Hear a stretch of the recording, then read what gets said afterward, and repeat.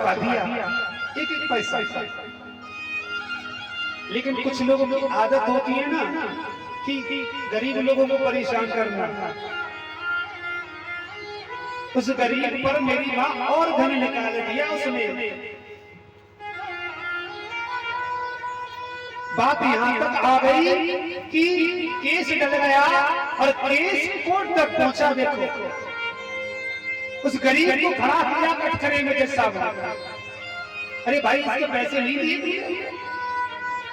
गरीब हाथ जोड़ के कहता प्रभु एक एक पाई को दे चुका। कोई गवाह है क्या? कोई सबूत है क्या?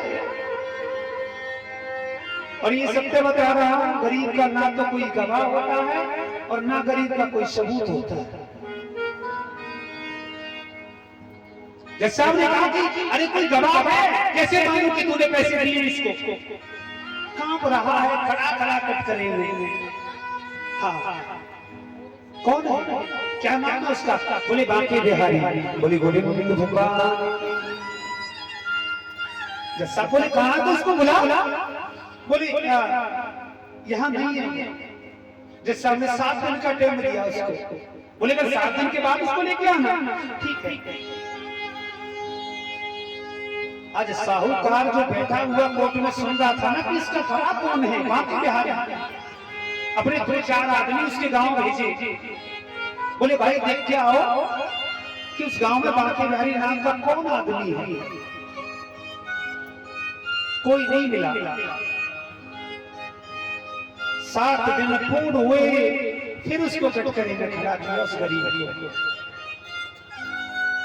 अरे कहां है भाई तेरा गवाह? ये सब कह रहे हैं। माते जब रोकर के उस गरीब ने कन्हैया को पुकारा। आज मेरे प्रभु ब्राह्मण रूप में चले आ रहे हैं। आकर के गोविंद कटघरे में खड़े हो गए सामने। जज साहब को प्रणाम किया भगवान ने। जज साहब बैठे हैं, भगवान कटघरे में खड़े हैं। जज साहब ने कहा अरे आप इसके गवाह हैं? आपके सामने से पैसे वापस किए थे।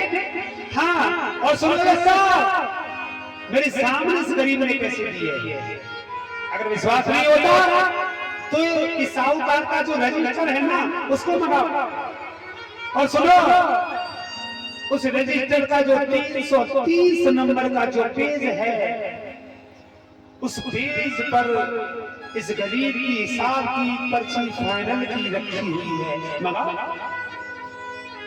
जज साहब ने अपने 2 आदमी भेजे, रजिस्टर मंगाया और 330 नंबर पेज खोल करके देखा ना तो उस गरीब ने पाई इसकी चुका दी। शाम हो गई, भगवान चले गए सहारा देकर के। और जब शाम हो गई ना मेरी मां, आज जज साहब उस गरीब के घर पहुंचे हैं और उसके सामने जाके बोले भैया मुझे तेरे गवाह से मिलना है। पूरा जीवन निकल गया फैसला को सुनाते सुनाते, लेकिन इतना पक्का गवाह मैंने कभी नहीं देखा। तो तेरी गवाही दे गया, कहां है वो गरीब? बोला हमारे गांव के बाहर एक मंदिर है। अरे साहब वो मंदिर में है। जज साहब सोच रहे थे कि मंदिर में कोई पुजारी होगा। पहुंच गए जज साहब, मंदिर का पुजारी पूजा कर रहा था। जज साहब मन में सोच रहे हैं कि ये वो चेहरा नहीं है जो कोर्ट पहुंचा था। पुजारी ने मंदिर से आवाज दी जज साहब आप उसको ढूंढ रहे हैं जो गवाही देने गया था? हाँ भैया।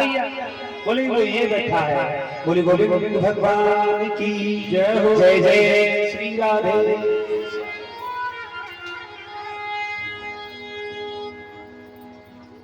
जज साहब घर आ गए। मेरी रोना प्रारंभ किया जज साहब ने, चुप नहीं हो रहे। भोजन छोड़ दिया, पूरा परिवार जज साहब को मनाने में लग गया। आखिर बात क्या है, क्यों परेशान है?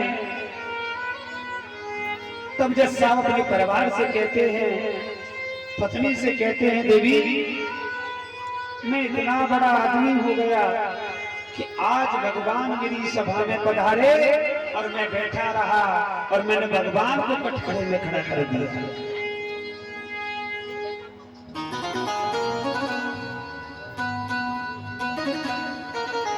क्या क्या नहीं बन जाता भक्त के कारण। उसी दिन से परिवार को छोड़ दिया, वृंदावन में आकर के वास किया। जैसा पूरा जीवन वृंदावन में सेवा में गुजार दिया। और ये बिल्कुल सच्ची बात है। अभी उनका शरीर पूर्ण हुआ है, ज्यादा समय नहीं हुआ। आज भी आश्रम बना हुआ जय बाबा के नाम से। जब तक मनुष्य प्रतिमा को नहीं देख लेता ना तब तक प्रेम नहीं करता। लेकिन मैं कहता हूँ भैया, प्रतिमा को देख करके प्रेम मत कीजिएगा। प्रेम करना तो शब्दों से करो। प्रतिमा से प्रेम किया जाएगा तो कष्ट आएगा। अगर शब्दों से प्रेम होगा तो आनंद आएगा।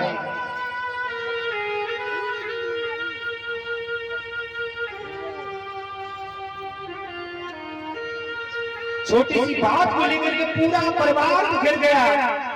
कौरव पांडवों में युद्ध होना प्रारंभ चालू हुआ। देखना मेरी मां। और जब युद्ध होना चालू हुआ ना, और युद्ध की भी बड़ी अनोखी कहानी थी।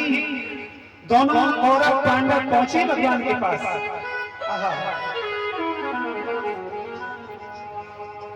अर्जुन चरणों में बैठे थे।